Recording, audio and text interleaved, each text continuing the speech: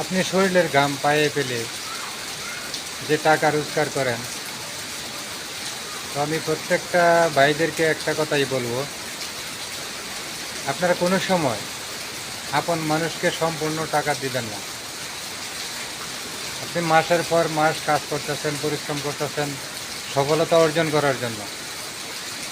দিন শেষে একটা কথাই মনে রাখবেন, আপনি যত টাকাই আপন মানুষকে দেন,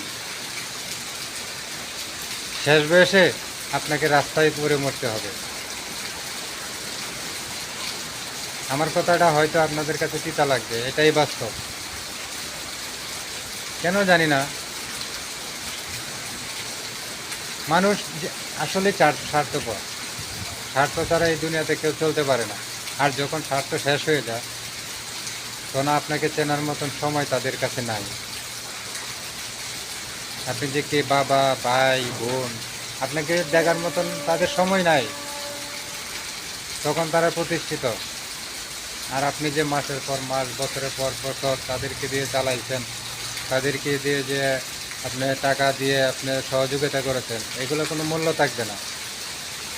তো একটা কথাই বলি, আপনার উপার্জনের টাকা আপনার কাছে রাখার চেষ্টা করুন।